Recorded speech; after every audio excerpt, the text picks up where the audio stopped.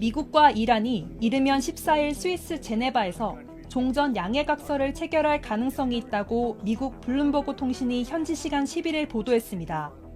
앞서 도널드 트럼프 미국 대통령은 이란과의 종전 협상이 사실상 타결됐다고 밝혔는데 We have a signing soon and the documents are in pretty final shape.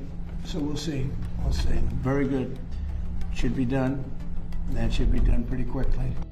이란도 미국의 제재 해제와 호르무즈 해협 통항 재개 등 14개 조항이 담긴 MOU 초안의 세부 내용을 공개했습니다.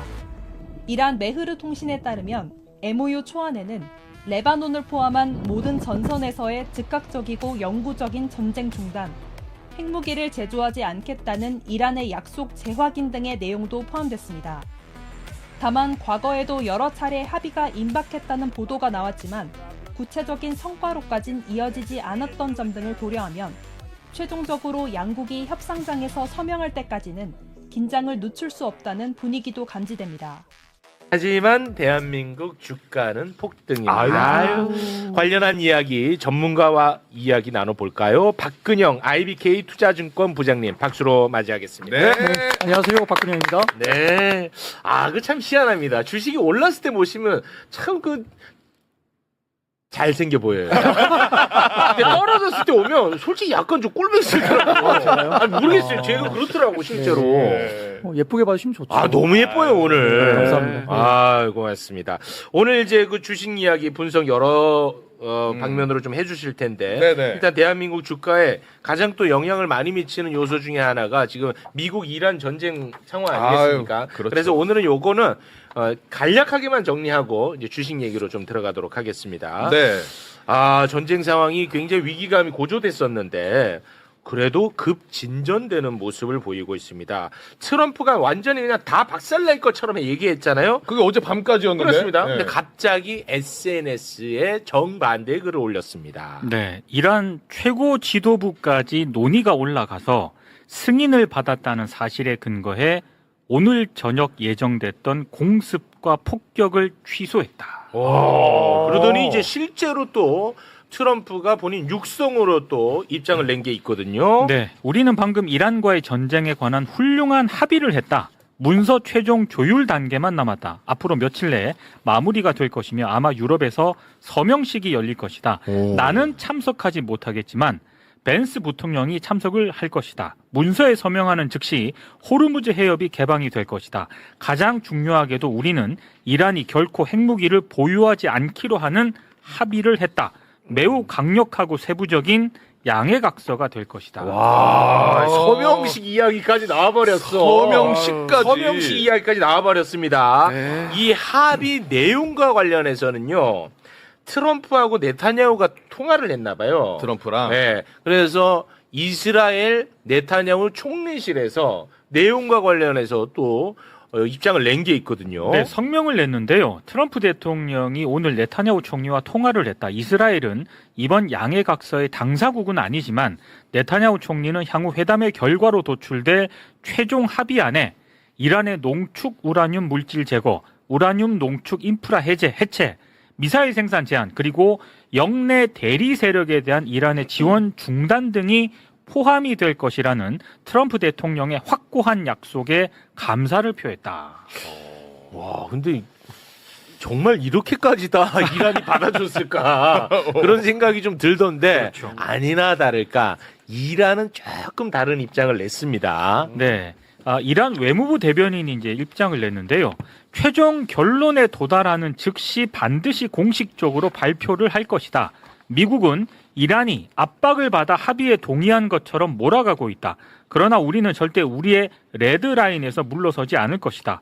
미국은 지난 며칠 동안 비정상적인 요구와 조건들을 강요하려고 했지만 이란은 결코 상대방의 부당한 조건과 요구에 굴복하지 않는다는 점을 보여줬다. 네.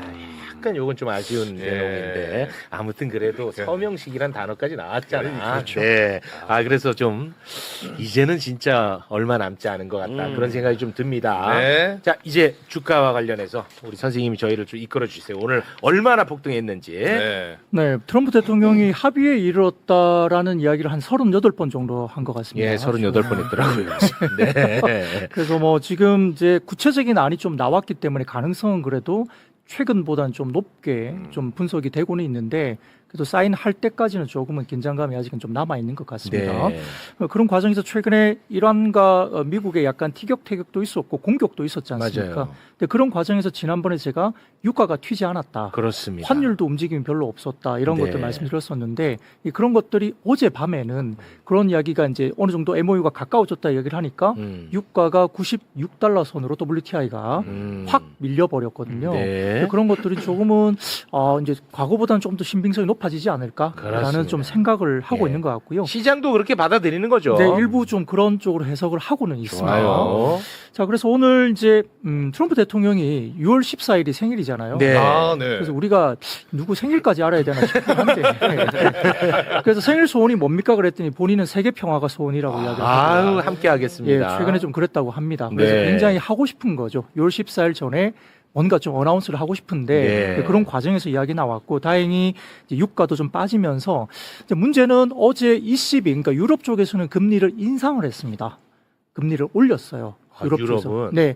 이번에 전쟁 때문에 유가가 올라가니까 인플레도 좀 생기고 하다 보니까 금리를 올리는 상황이 생겼고 다음 주 초가 BOJ 일본도 금리 인상을 할 가능성이 높습니다. 그래요? 그러니까 이제 이런 분위기가 가다 보니까 야 이게 만약에 휴전이 제대로 안 되면 미국도 또 인상 쪽으로 가는 거 아닌가 우려가 좀 있던 터였기 때문에 네. 지금 굉장히 중요한 변곡점에서 유가를 좀 끌어내리는 이슈가 생긴다면 그래서 좀 안정을 좀 찾을 수 있다는 그래도 안도감을 가질 수 있겠죠. 네. 이제 그 와중에 이제 어쨌든 그런 발표가 있었고 다음 주 MOU가 될 것 같다는 이야기가 나오다 보니까 유가가 빠지면서 오늘 폭등을 했고요. 네. 그런 과정에서 오늘은 삼성전자가 지금 12%대까지 급등을 하면서 삼성전자가 12% 올랐다고요? 네 그렇습니다. 뭐 하이닉스도 당연히 한 8, 9% 정도 지금 오르고 있고 그 큰 종목들이 네 그렇습니다.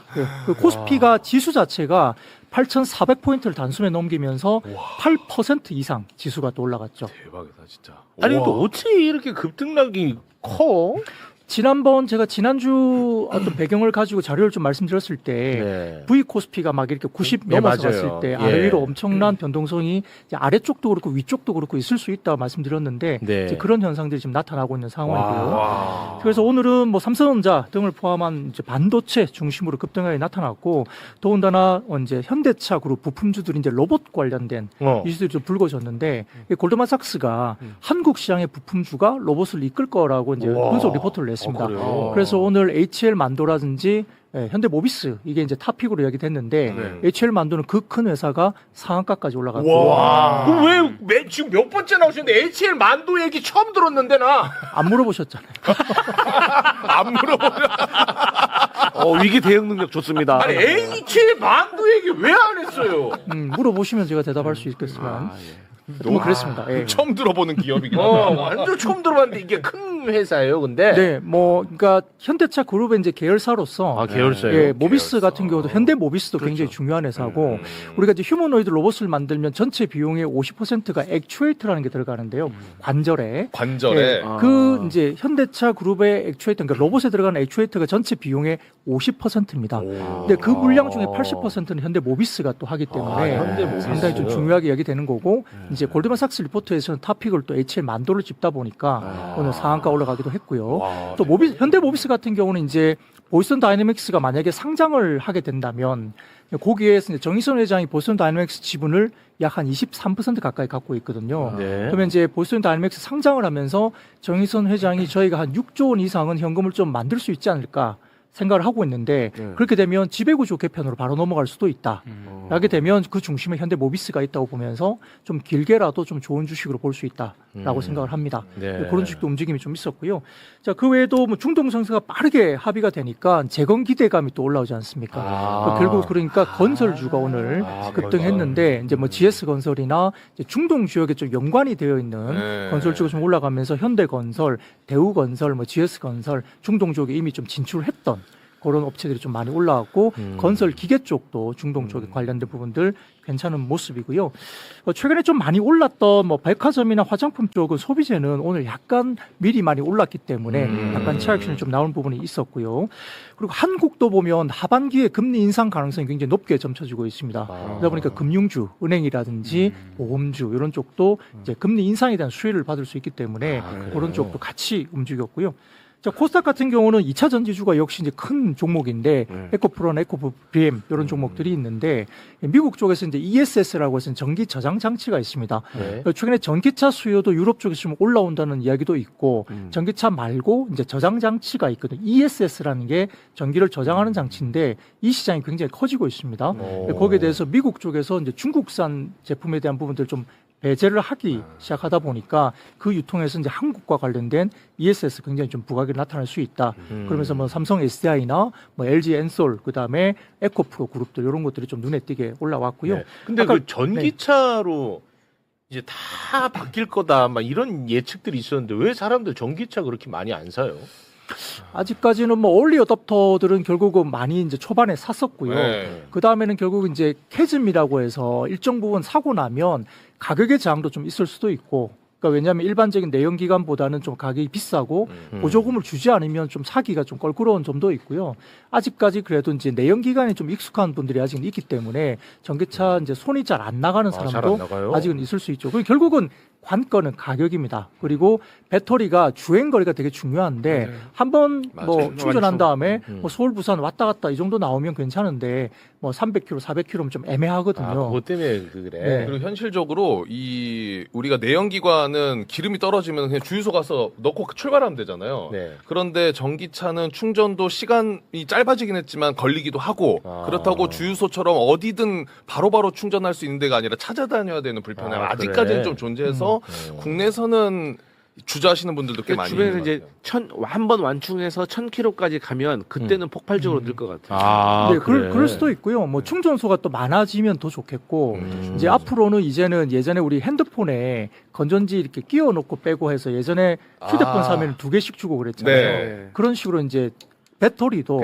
차를 가가지고 딱 대면 충전하는 데만 1시간, 2시간 걸리지 않고 그냥 거기서 배터리 빼버리고 충전되어 있는 배터리 바로 끼우고 가는 뭐 그런 서비스도 향후에는 나올 가능성이 높죠. 네, 그런 시장이 오겠습니다만 네. 아무튼 뭐 그런 과정에 지금 2차 전지도 있다고 보면 될 것 네. 같고요. 뭐 그 외에도 뭐 로봇주가 움직이다 보니까 코스닥 시장이 뭐 로보티즈라든지 LG 그룹 계열에 있는 이런 로봇 관련된 주도 주가들이 좀 괜찮았다 이게 보이는 상황이고 네. 일부 이제 반도체 소재 부품 장비주들도 꽤 오늘 원익 IPS라든지 관련된 전공정 장비들 굉장히 좋은 종목들이 꽤 있습니다. 그 외에도 이제 스페이스X가 6월 12일날 상장하다 보니까 일부 종목들 예를 들어서 뭐 스피어 같은 종목들 스페이스X 관련 주들이 조금은 상승 쪽으로 움직임이 있었다 볼 수 있습니다. 네.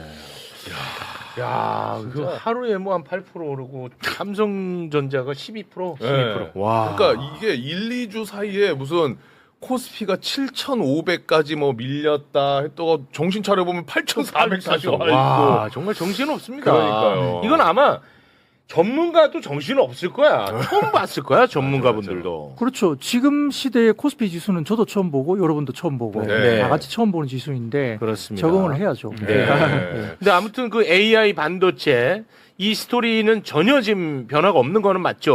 뭐 현재까지는 뭐 약간의 공격이 있죠. 지난번에 제가 말씀드렸던 토큰 이코노믹스라는 이슈가 좀 불거지면서 지금 오픈 AI도 엔트로픽을 경계하기 위해서 본인들 토큰 가격을 내리겠다라고 좀 이야기를 하니까 네. 이제 비싼 토큰 가격, 비용에 대한 부분들이 이제 미국 월가에서도 말이 많고 그러니까 가격을 내리는 쪽으로 가다 보니 그러면 나중에 이제 비용이 좀 내려가니까 결국은 이제 물량이 확 증가하지 않으면 수익성이 좀 떨어질 수 있는 우려가 좀 수익성이. 있다라는 이야기도 조심스럽게 나오는 게 이제 어떻게 변할지는 아무도 모르지만 좀 우려가 좀 있는 것은 사실이긴 합니다만 그런데 한국의 여러 가지 지표들 그러니까 반도체 수출 지표라든지 이런 것들 좀 보면 아직까지 반도체에 대한 어떤 업황, 전체적인 흐름들은 아직은 꺾이진 않았다라고 볼 수 있습니다. 네, 아직까지 꺾이지 않았다. 네. 달라진 거 없다 이겁니다. 그럼요. 네. 또 사이클.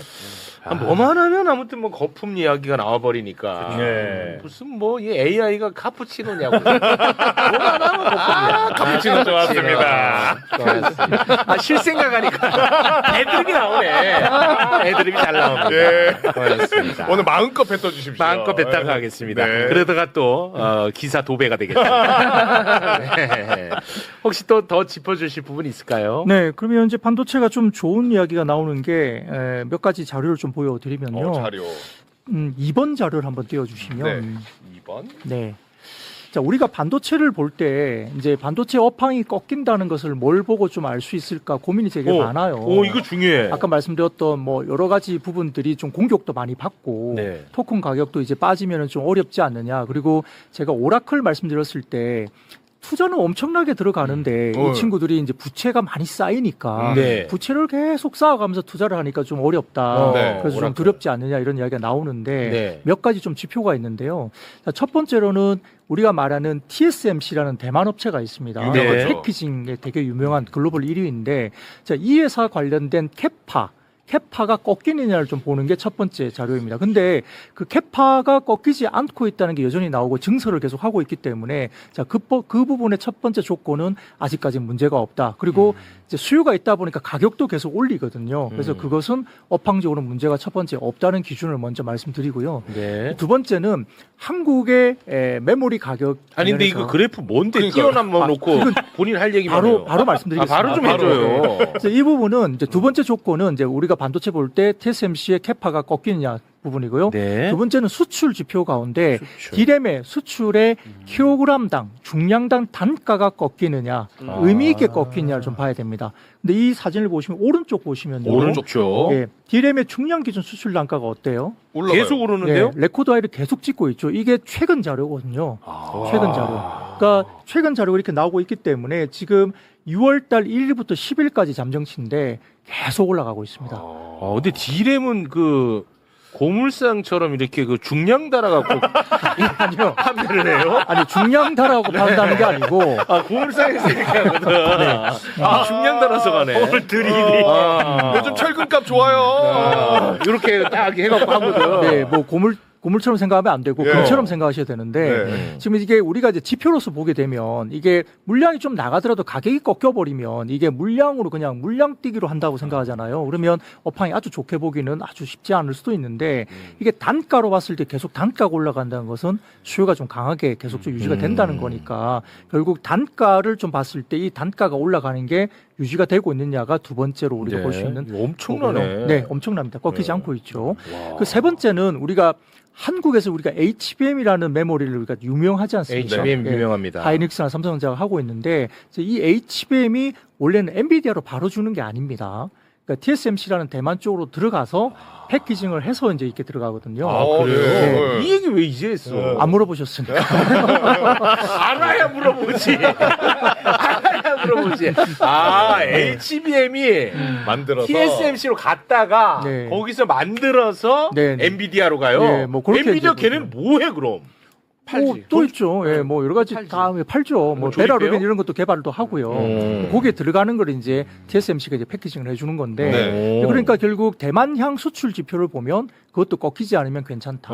그 세 개 정도를 보시면 반도체 업황을 아직은 꺾기는 좀 어렵다라고 볼 수 있습니다. 그러면 향후 장기적으로는 우리나라에서 만들어서 대만 갔다가 엔비디아로 가는 이 공정 중에 우리가 만들어서 패키징까지 해서 보낼 수 있는 기술은 없어요? 삼성전자가 그걸 하고 싶어 하죠. 근데 왜 안 해요? 예, 기술력이 그래도 아직까지는 TSMC가 좀 더 기술력이 좀 높고요. 그래요? 예, 그러다 보니까 이제 TSMC가 이제 꽉 차 있어요. 뭐 어디서 계속 해달라는 쪽이 많고, 애플도 그렇고, 엔비디아도 그렇고, 뭐 다른 쪽도 많이 들어와서 너무너무 차 있기 때문에 그래서 최근에는 일부 이제 낙수 효과, 거기가 더 이상 못 하니까 삼성 쪽으로, 파운드리 쪽으로 좀 오지 않을까라는 이야기가 있는데 파운드리 쪽이 굉장히 한 6조 이상 적자를 굉장히 많이 냈거든요. 기술력 때문에 조금 힘들었고 가동률이 낮다 보니까 너무 적자가 심했는데 최근에는 괜찮아지고 있습니다. 왜냐하면 애플이 이제 관련된 걸 주고 있고요. 테슬라도 관련된 걸 칩을 주고 있고 또 어제 나온 게요. 굉장히 좋은 이야기가 나왔는데 구글 쪽에 TPU라고 해서 우리가 이제 엔비디아는 GPU라는 걸 만드는데 TPU는 이제 소위 말하면 맞춤형 반도체예요. 맞춤형 칩인데 그게 TPU라고 그러거든요.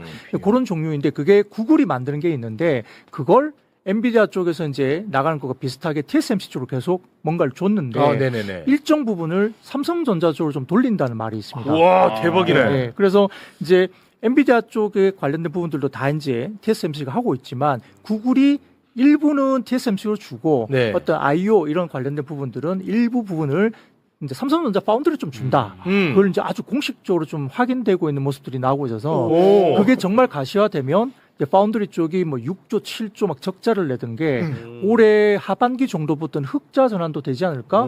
이 생각을 가지게 되는 거죠. 그러면 파운드리가 대규모 적자를 내다 보니까 디스카운트 요인이잖아요. 되게 잘하는 것도 있지만 못하다 보니까 이쪽에서 좀 뭔가 우리가 가치를 줄 때 좀 깎아내릴 수밖에 없습니다. 근데 그 파운드리가 살아날 수 있는 거지 않습니까? 그럼 TSMC가 한 25배 정도, 20배에서 25배 정도 이제 밸류 가치를 받고 있는데 그러면 삼성전자가 지금 6배 정도 수준인데 모든 건 아니어도 일정 부분은 TSMC의 파운드리 쪽에 흑자가 나오면 TSMC 뭐 준하는 그런 파운드리 쪽에 뭐 가치도 조금은 산정을 해줘야 되지 않을까? 파운드리가 위탁 생산을 그렇죠, 얘기하는 맞습니다. 거예요? 그렇게 좀 풀어서 설명해 주세요. 알겠습니다. 네. 그러다 보니까 이제 그런 부분들이 이제 되면 조금 가치를 좀 더 높여줘도 되겠네. 오, 대박이네. 라고 생각할 수도 있겠죠. 그 부분도 중요한 이슈로 볼 수 있습니다. 풀매수 들어간다. 삼성전자. 그럼 만약에 그렇게 됐을 때 그 위탁 생산하는 기술만 해가지고 또 따로 회사 만들어서 상장하고 이럴 걱정 안 해도 돼요? 이제 그게 이제 뭐 분리해서 물적 분할하거나 그런 이야기가 나오는데 뭐 구체적으로 말은 나옵니다만 그렇게 진행되고 있는 것들은 아직까지는 아니고요. 그렇게 또 뭐 자른다 그러면 그러면 가전도 잘라야 되고 스마트폰 사업부도 잘라야 되고 뭐 이렇게 되니까 말들이 많아지죠. 아니 제가 궁금한 게 이제 삼성전자 안에 반도체도 만들고 전자제품도 만들고 막 여러 가지 만들잖아요. 하이닉스는 하나만 하잖아요. 시장에서는 뭘 더 높게 평가하는 거예요? 둘 중에? 지금처럼 이제 AI 사이클과 빅 사이클, 뭐 반도체 메모리 쪽의 빅 사이클 때는 순수 플레이어가 하이닉스입니다. 그걸 더 높게 평가해요. 네, 그래서 지금처럼 때는 조금 더 높게 보는 것 같고요. 자금 수급도 하이닉스 쪽으로 좀 더 몰리기는 해요. 그러다 보니까 하이닉스가 올라갈 때 좀 더 격하게 많이 올라가고요. 빠질 때도 상대적으로 격하게 많이 빠집니다. 상대적으로. 상대적으로. 알겠습니다. 아무튼 이 스토리 계속 된다는 거야. D램 수출 요거를 저희가 항상 좀 유심히 봐야 되겠네요. 네, 그러니까 개인적으로 좀 찾아보시려면 공부를 좀 많이 하셔야 되는데 쉽지 않으시면 뭐 저를 불러주시면 제가 그러니까요. 네, 이거 저희가 어디서 찾는지를 몰라요. 저도 뭐 직접 찾는 건 아니고 애널리스트나 다른 이제 자료를 내는 분들이 많으니까 그런 것들을 계속 이제 서칭하면서 저희를 체크를 하고 있습니다. 야, 근데 진짜 너무 좋아. 또 귀한 이 정보인 게 저 같은 경우에는 이제 투자하는 관점이 젠스낭 온다 이건 들어가자 막 이런 그거 안 돼. 야 이런 지표가 있으니까 지표로 가야 돼. 지표로. 신뢰가 더 가네요. 그렇습니다. 자 그리고 또 혹시 짚어주실 분 있으면 뭐 그런 것들이 좀 생긴 부분이고요. 지금 5번 정도 한번 보여주시면 5번 정도 볼까요? 이게 이제 스페이스X가 상장하는 게 이제 6월 12일이니까 이제 과거에 아주 대형 IPO가 생겼을 때 지수가 어떻게 움직였을까 궁금하잖아요. 그렇죠. 이제 그걸 보여주는 자료인데 좋다. 이게 이제 골드만삭스 자료입니다. 보시면요. 이 보시면 가운데 쪽에 보시는 보기 IPO라고 이제 아주 회색으로 보이는 부분이 있을 거예요. IPO. 그때가 이제 대형 IT가 이제 상장했던 그 당일 날인데요. 당일날. 그 직전에 보시면 슬슬 빠지잖아요, 주가가. 그죠? 상장 직전에. 그렇죠. 그러니까 결국 한 20일 정도 보면은 좀 빠지더라. 그러니까 수급이 그쪽으로 쏠리게 될 수밖에 없어요. 그러니까 이 그래프는 주식 시장 전체를 얘기하는 거죠. 미국 시장에 봤을 때 아주 큰 대형 IPO가 나왔을 때 그 전에 조금은 그 전에 빠지더라. 대형 IPO로 가기 위해서 자금들을 빼야 되니까 그렇죠. 슬슬 빠지죠. 네. 근데 보면 한 3, 4일 정도 지나고 바닥을 만들고 난 다음에 네. 정상적으로 올라가잖아요. 어. 네, 그러니까 이번에 스페이스X 같은 좋아, 경우도 좋아. 750억 달러 정도가 이제 공모 자금이었는데 거기에 4배 정도가 와. 공모 자금이 집중됐으니까 네. 그럼 750억 달러 관련된 부분들이 이제 공모가 끝나면 네. 한 1,750억 달러가 남아 돌죠. 남아 빠져나오겠죠. 그렇습니다. 돌려줄 테니까. 네. 그 돈이 어디로 갈까? 그거로 와야죠. 그러면 좋겠죠. 예. 아. 야, 이거 약간 좀 이거는 뭐 거짓말 못하는 이제 거니까. 그거는 이제 과거 역사적인 과거 어떤 역사. 부분들을 분석해서 평균치 관련된 부분들을 내는 좋다. 데이터니까 좀 참고하시면 설레는데요. 좋겠죠. 요건 설레는 포인트입니다. 네. 6월 10일 이후부터는 기대를 좀 하겠습니다. 네, 그렇긴 한데 이제 다음 주에 일본의 금리 인상이 좀 변수가 좀 어떻게 될지는 조금 변수는 있습니다. 아주 그냥 들었다 놨다 하시네. 일본 금리 인상은 거의 확정적인 거 네, 아닌가요? 거의 이야기가 되고 있는데 네. 금리 인상은 어느 정도 저희가 받아들이는 분위기인데요. 아, 받아들이는 분위기. 네, 그래서 조금 선반영돼 있다 보는데 네. 이제 거기에서 BOJ가 이제 코멘트를 하겠죠. 이제 추가 금리 인상을 언제쯤 할 건가? 이게 6개월이나 1년 뒤에 한다, 천천히 한다 이러면 그래도 안도를 할 것 같고요. 만약에 우리가 좀 분위기가 안 좋아서 이 계속 연속적으로 해야 될 것 같아. 이런 분위기로 가면 조금 주춤할 수도 있습니다. 그리고 또 일본은행에 또 입장을 봐야 그렇죠. 되는데. 자금들이 아주 저리의 자금들이 일본 자금들이 해외로 투자가 많이 됐을 텐데 네. 금리 인상 기조가 일본 시장에서 이제 본격화되면 그 자금들이 일본으로 다시 돌아가는 자금들이 생길 수 있으니까 네. 그런 것들이 시장에서 수급으로 영향을 좀 미칠 수 있는 것도 우리가 좀 집중적으로 좀 봐야 될 것 같아요. 일본 금리 문제. 미국 금리보다는 우리한테 영향을 덜 주겠죠. 그래도. 뭐 글로벌 영향은 아무래도 미국 금리 쪽이 좀 더 클 수가 네. 있겠죠. 네. 알겠습니다. 자, 그리고 뭐 하나 정도만 더 보고 그럴까요?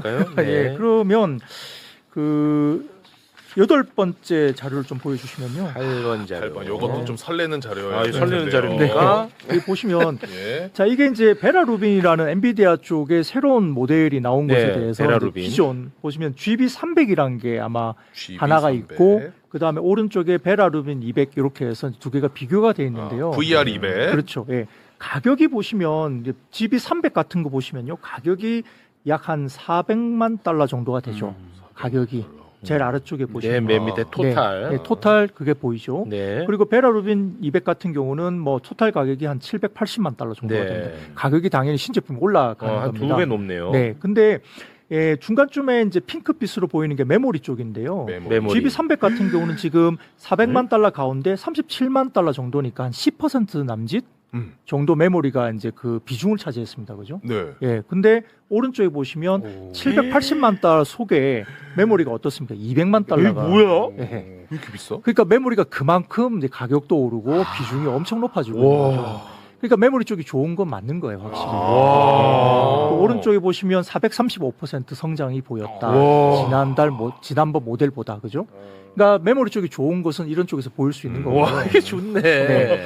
그 밑에 보시면 이게 좋네. 표를 좀만 더 보여주시면 네. 밑에 보시면 PCB라는 항목이 있습니다. PCB. 네, 그 기판이고 그러니까. 그다음에 ABF 서브스트레이트도 기판이거든요. 기판. 네, 그쪽 보시면 오른쪽에 보면 약 뭐 서브스트레이트 같은 경우는 233% 증가했잖아요. 네. 그런 것도 보이고 많이 그 올랐네. 밑에 MLCC라는 게 MLCC. 있습니다. 네, 그런 것도 보시면 어떻습니까? 182% 증가했죠. 네. 그러니까 MLCC 같은 경우는 삼성 전기 최근에 급등한 이유가 여기 있고요. 전기야. 그다음에 이제 서브스트레이트 같은 경우도 기판 PCB 같은 경우는 예를 들어서 뭐 우리가 보면 대덕전자, 뭐 코리아 서키트, 그다음에 뭐 TLB, 뭐 소캠 관련주로 TLB라든지 그다음에 뭐 이수페타시스 이런 종목들이 나오거든요. 그리고 LG 이노텍 이런 종목들도 이제 기판 쪽, 반도체 기판 그런 종목들이 최근에 강세를 보이는 것들은 신규 모델에서 이렇게 비중들이 엄청나게 늘어나고 있는 게 보이기 때문에 네. 그런 종목들이 지금은 주도를 하면서 이제 MLCC나 반도체 기판주들도 상당히 최근에 좋았다. 그렇게 볼 수도 있습니다. 진짜 이 공부를 많이 해야 돼.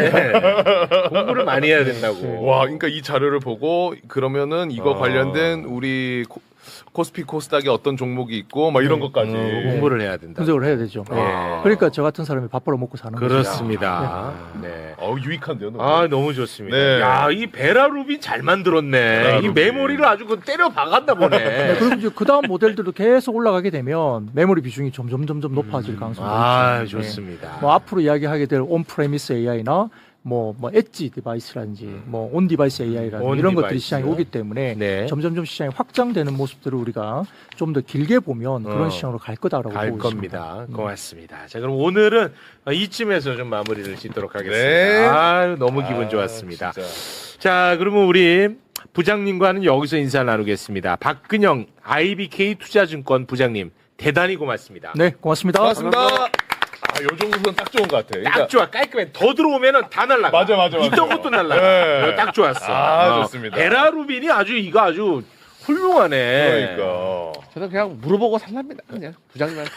뭐 사면 돼요? 네. 그러면 안 돼. 왜 안 되는지 알려줄게. 왜? 그냥 밑도 끝도 없이 네. 종목 추천해줘. 네. 해서 최고의 대한민국 전문가가 추천을 해줘. 네.